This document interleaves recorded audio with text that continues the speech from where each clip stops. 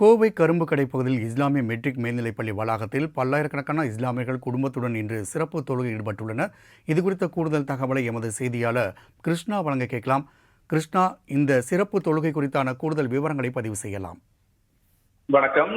நாடு முழுவதும் பக்ரீத் பண்டிகையை முன்னிட்டு இன்று இஸ்லாமியர்கள் சிறப்பு தொழுகையில் ஈடுபட்டு வருகிறார்கள். அதன் ஒரு பகுதியாகத்தான் தற்போது கோவை கரும்புக்கடை பகுதியில் இருக்கக்கூடிய இஸ்லாமிய மெட்ரிக் மேல்நிலை பள்ளி வளாகத்தில் ஆயிரக்கணக்கான இஸ்லாமிய மக்கள் தங்களது குடும்பத்துடன் இன்று சிறப்பு தொழுகையில் ஈடுபட்டு வருகிறார்கள்.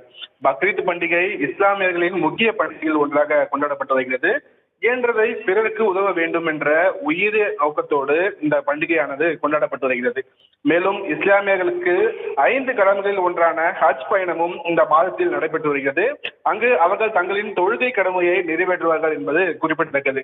மேலும் பக்ரீத் தொழுகை முடிந்த பிறகு பணவீதி படைத்தவர்கள் தாங்கள் வளர்த்து வந்த ஆடு மாடுகளை பலியிட்டு உற்றார் உறவினர்களுக்கும் வசதி இல்லாதவர்கள் சக சமூக மக்களுக்கும் வழங்கி இந்த பக்ரீத் பண்டிகையை கொண்டாடி வருவார்கள். பொருளாதாரத்தில் நடுத்தரமான மக்கள் 4 அல்லது அதற்கு மேலும் கூட்டாக சேர்ந்து கூட்டு குர்பான் என்ற பெயரில் அனைவருக்கும் உதவி வருவார்கள். இந்நிலையில் கோவை கரும்புக்கடை பகுதியில் உள்ள இஸ்லாமிய நடைபெற்று வரக்கூடிய இந்த சிறப்பு தொழுகையில் ஈடுபட்டிருக்கக்கூடிய மக்கள் ஒருவருக்கொருவர் ஆரத்தழுவி தங்களது மகிழ்ச்சியையும் வாழ்த்துக்களையும் பரிமாறிக்கொண்டு வருகிறார்கள். அதன் காட்சிகள் தான் தற்போது நாம் பார்த்து வருகிறோம். ராம்குமார்,